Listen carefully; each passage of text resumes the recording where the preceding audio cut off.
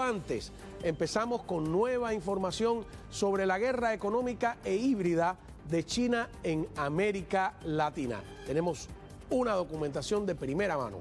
Muy buenas noches y bienvenidos a Fondo.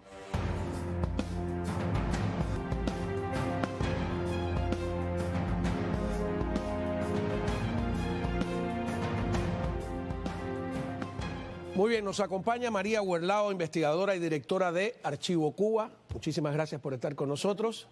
Un gusto. Y tenemos a Miguel Cosío, gerente general de América CB Network. Muchas gracias por estar acá. Juan. A ver, tengo entendido que han hecho un documental, ¿no? De 15 minutos sobre este tema. Sí, bueno, básicamente dura unos 11 minutos y tanto. Y es la introducción a una ponencia, una presentación que María y yo íbamos a tener y que vamos a tener en un foro importante sobre la guerra híbrida y económica que China está llevando a cabo en América Latina, en particular las relaciones entre China y Cuba, muy interesante. Y María preparó una presentación digna de publicarse, extraordinaria, la van a ver aquí. Y este pequeño documental que dura 12 minutos o reportaje. ¿Por qué no lo lanzamos? Adelante. Para poderlo tener entero en el primer Para que semestre. María explique. ¿Te parece, no? Ok, bueno, yo soy especialista en interrumpir, no te preocupes. Adelante.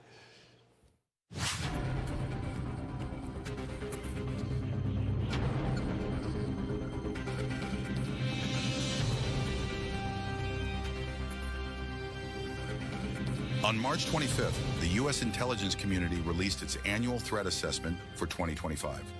The valuable report detailed how our enemies, Russia, China, Iran, and North Korea, are challenging U.S. interests around the world, attacking or threatening other countries in their regions using both asymmetric and conventional hard power tactics, or by promoting alternative systems to compete with us, particularly in trade, finance, and security. The report's most significant conclusion was that China now represents the most comprehensive and robust military threat to U.S. national security, in part because of its demonstrated ability to compromise our infrastructure through formidable cyber capabilities, which it could employ in a direct conflict. Economically, China bases its strategy on a centralized, state-directed approach using national resources aimed at dominating global markets and strategic supply chains, while limiting foreign competitors and making other nations dependent on it. China combines the full power of its state apparatus with its private sector in its effort to become a global superpower in science and technology, capable of surpassing the United States. In biotechnology alone, it plans to expand its domestic bioeconomy this year to reach $3.3 trillion. In the space domain, China has already surpassed Russia as a space power. It has achieved global coverage with some of its intelligence, surveillance, and reconnaissance constellations, and has reached a world-class level in nearly all space technologies. At the beginning of 2023, Americans witnessed an unprecedented news event broadcast live on television. It's about 5:30 on Wednesday, February 1st, 2023. The path of a Chinese spy balloon from Montana as it floated over the continental United States for several days. I have no idea what this thing is. I hope it's in focus. The balloon, ultimately shot down over the waters off South Carolina, was equipped with devices and antennas capable of intercepting communication signals and perhaps even transmitting collected information. The incident occurred just days before what would have been the first visit to China in 5 years by a U.S. Secretary of State. As a result, Secretary Antony Blinken canceled his trip to Beijing. China's response was a literal insult to intelligence. The balloon, according to the official explanation, was a weather device that had gone off course. Is and was Cuba a piece in this geopolitical chessboard? Perhaps Venezuela by extension? Less than 5 months after the Chinese spy balloon episode, the Wall Street Journal reported in June 2023 that the regimes in Beijing and Havana had reached a secret agreement for China to establish an electronic surveillance facility on the island. The newspaper cited U.S. officials familiar with highly classified intelligence. This was not the first time such a claim was made through open sources. In March 2016, then Florida Senator and presidential candidate and current Secretary of State Marco Rubio mentioned during a televised debate, and kicks out this Chinese listening station in Bejucal. The existence of a Chinese listening post in Bejucal, south of Havana. Following the Wall Street Journal exclusive, other outlets like Newsweek and Politico reported that the Chinese electronic surveillance station may have been operating in Cuba since at least 2019. According to Politico, a senior unidentified official said this issue had been inherited by the Biden administration. Quote, "When this administration took office in January 2021, we were briefed on a number of sensitive People's Republic of China efforts around the world to expand its overseas logistics, basing, and collection infrastructure globally to allow the military to project and sustain military power at greater distance." Quote, "This effort included the presence of China intelligence collection facilities in Cuba," the official confirmed. In fact, the People's Republic of China conducted an upgrade of its intelligence collection facilities in Cuba in 2019. This is well documented in the intelligence record. Days later, a Reuters team in Cuba traveled to the Bejucal area, southwest of Havana, where the alleged Chinese listening base is located. The team filmed images of a restricted access military facility with large satellite dishes or antennas. Around that same time, Secretary Blinken finally made his trip to China, which had been canceled in February due to the balloon incident. When questioned by CBS News about whether he had raised the alleged listening base in Cuba with his Chinese counterpart, Blinken responded, "Yes, I did," and added, "I'm not going to characterize their response." Did you raise the listening post in Cuba that was recently disclosed and you talked about? I did. I'm not going to characterize their response, but I told them that this is a serious concern for us. How widespread is this in Latin? So we've been taking steps over the past couple of years, diplomatically, wherever we've seen China trying to create that kind of presence. We've been in there pushing back against it, and we've had some success in doing that. This is nothing new, but it is something of real concern. I was very clear about our concerns with China, but regardless of that, we've been going around to various places where we see this kind of activity, trying to put a stop to it. The following month, Newsweek interviewed U.S. Southern Command Chief Army General Laura Richardson about China's presence in the region. She said, "Beijing's efforts have accelerated. Right under our nose." I say that it's in the red zone, just to use an analogy there. They're on the 20-yard line to our homeland. She added, "I could say they're on the first island chain, with what looks to be the instruments of national power that the People's Republic of China brings to bear: diplomatic, informational, military, and economic."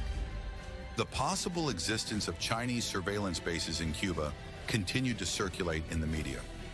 In July 2024, the Wall Street Journal revisited the issue. This time, it cited a study by the Center for Strategic and International Studies, claiming that, using satellite imagery, analysts had identified 4 electronic surveillance stations, including one previously unreported site near the U.S. Naval Base in Guantanamo.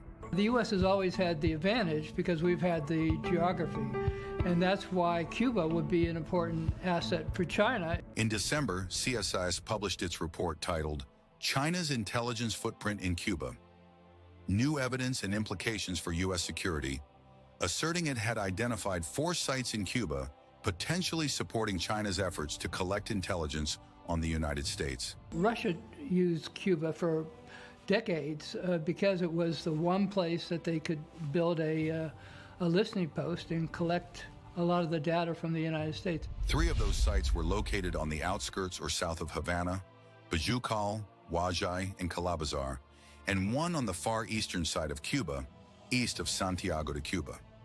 Despite the intense media coverage of China's alleged spy bases in Cuba, the puzzle remains incomplete. No U.S. government official or source has publicly and openly confirmed the existence of such SIGINT stations.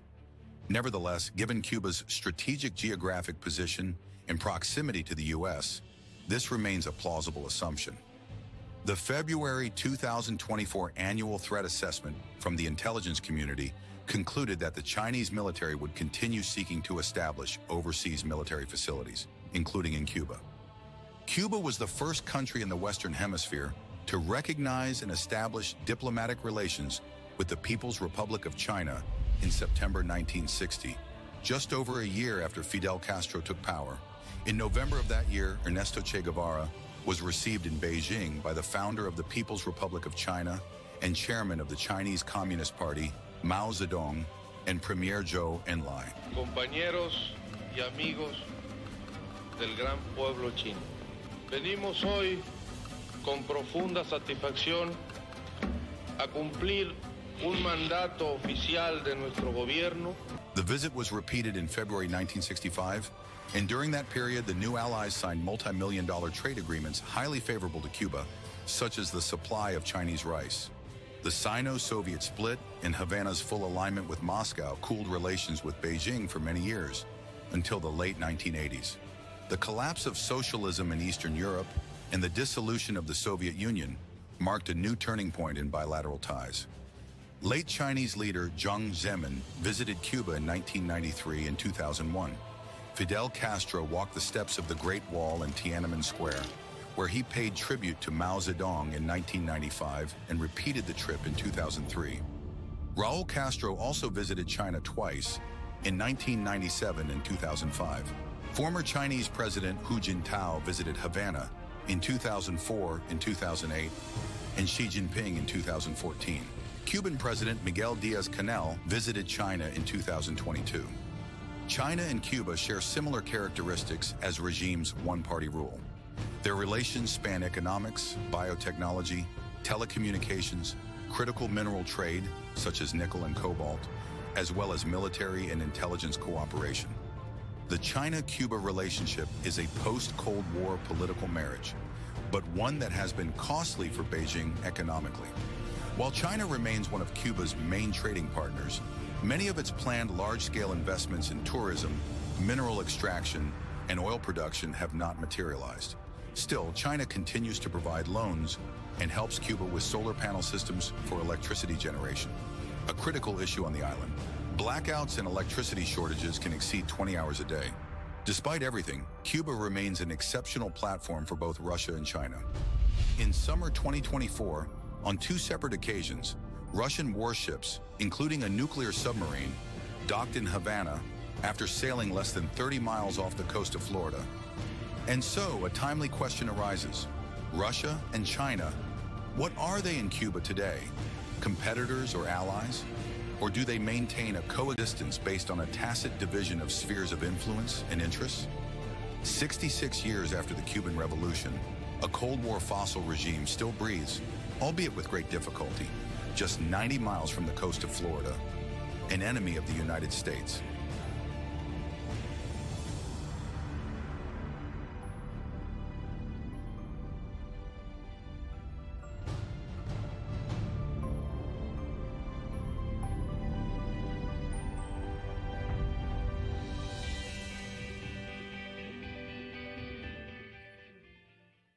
Muy bien, Miguel, cuando regresemos de la pausa vamos entonces a tratar de responder esas preguntas, ¿no? ¿Qué representan China y Rusia en Cuba? Si son aliados estratégicos, son las mismas preguntas que se hace en el documental. Volvemos enseguida. Muy bien, ya vimos este documental que el título es China, la guerra económica e híbrida, ¿no? Contra América Latina, podría ser una traducción, documento fílmico, China, la guerra híbrida económica en América Latina. ¿Me permite empezar con Miguel, que veo que es el director del documento fílmico? Terminas con varias preguntas, ¿no? Sobre cuál es el papel de Cuba con China y con Rusia frente a Occidente o Estados Unidos. Bueno, mira, te repito, este material lo preparamos, nosotros íbamos a estar en una conferencia que se iba a celebrar el pasado jueves. La conferencia se canceló sobre este tema. María había preparado, desde 2023 viene preparando un documento muy sólido, que es una presentación larga sobre lo que representa el maridaje, como ella lo calificó, un maridaje de posguerra fría, Cuba y China, y lo analizó desde, digámoslo así, 4 o 5 ángulos importantes. El tema económico, China es uno de los principales socios comerciales de Cuba en materia de telecomunicaciones, la relación militar y de inteligencia muy importante. En materia de telecomunicaciones, en la explotación de minerales críticos como el níquel y el cobalto, y algo que María aporta, a diferencia de lo que muchos analistas habían trabajado sobre el tema de la relación de China y Cuba, que es biotecnología. Nadie ha documentado, te lo puedo decir, yo me leí el trabajo de María, la relación curiosísima en materia de biotecnología entre Cuba y China, y en materia de neurociencia. Y entonces, para nosotros hacer esa presentación, esa ponencia que María iba a tener conmigo allí en este foro, hicimos esta suerte de presentación, este mini documental, resumiendo un poco, pero también acababa de salir el informe de la comunidad de inteligencia de los Estados Unidos apenas hace un mes, que tiene los países, el análisis va Rusia, Irán, Corea del Norte. El que más me llamó a mí la atención fue el de China, porque dice muchas cosas, entre ellas que en este momento China es la amenaza militar más robusta que enfrenta Estados Unidos. Es capaz de bloquear las telecomunicaciones militares de los Estados Unidos, tiene un nuevo sistema de defensa de energía dirigida, en materia espacial ha superado incluso a Rusia, y a mí me llamó la atención y pusimos esto en una suerte de introducción al trabajo de María, que me gustaría que lo ampliara, lo explicara para nuestro público, porque te repito, no había leído yo nada así como este trabajo, y están esas preguntas, Rusia y China, qué papel juegan en Cuba, etcétera. ¿Qué rol juega Cuba en este tablero? Es lo que yo me pregunto. Bueno, por ahí entramos, porque yo entré a esta investigación justamente porque estoy preparando un libro sobre la biotecnología, y me llamó mucho la atención que Cuba y China tienen por lo menos oficialmente 5 empresas mixtas trabajando en biotecnología, centros de estudio, más de 30 proyectos, y eso es lo que se ha publicado en fuentes abiertas. Entonces me alarmó muchísimo y me puse a investigar la relación China-Cuba y me metí en ese hoyo en el 2023. Luego es que sale todo esto de el SIGINT, como le llaman, que es las señales de electrónicas, ¿no? Que es la radiofonía, las instalaciones que hay en Cuba. Pero sí llama la atención, y lo que yo pude delucidar en este trabajo, que no se ha publicado, voy a ver si por fin lo publico, porque hubo un centro que estuvo interesado y finalmente lo dejé a un lado y lo tomó Miguel, es que China le ha brindado a Cuba, pues por supuesto préstamos, cierta ayuda humanitaria, cierto comercio, pero no es significativo. Lo más importante es lo que ha hecho Cuba por China, que le abrió la puerta, o sea, es como un facilitador que le permite entrar en la región. Eso ha sido muy importante, y ahí sí que China ha desarrollado unas relaciones económicas, geoestratégicas muy importantes en Sudamérica y en toda Latinoamérica y el Caribe. Entonces, eso número uno. Sí, claro, porque ¿quién conoce desde los gobernadores de provincias en Ecuador o Costa Rica, los ministros, Cuba? O sea, Sí. ¿quién le va presentando? Muy importante. Y desgraciadamente este país se enfocó a Irak, Afganistán, el problema islámico, y no atendió la región, y China ahí se coló. Y cuando yo me topo con esto, la cantidad de puertos, tecnología, telefonía, préstamos que ha hecho China en la región es muy importante. El comercio es el principal socio comercial de Sudamérica, el segundo de toda la región latinoamericana y del Caribe. Entonces China también, la forma en que trabaja es que ellos mezclan los proyectos económicos supuestamente privados con las aplicaciones militares, y por ahí entran también en la biotecnología.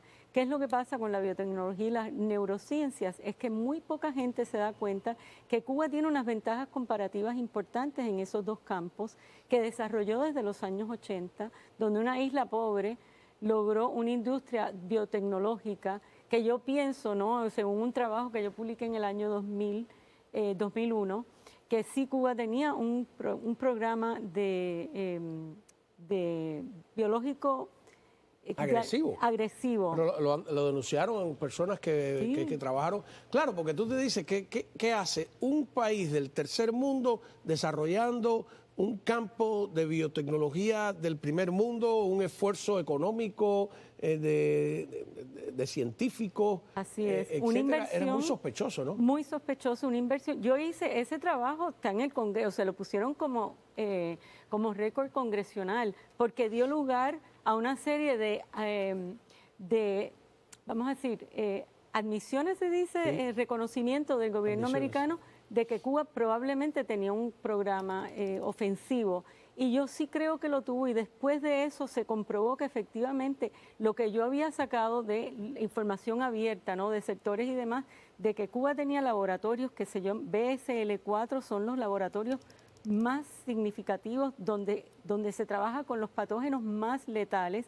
Cuba tenía por lo menos uno, sino dos de esos laboratorios, y luego se comprobó. Lo que pasa es que eso no se le ha dado importancia. Entonces, ¿qué pasa? Cuba y China desarrollan hoy día una relación muy importante en biotecnología y neurociencias, con aplicaciones duales o militares muy significativas y peligrosas.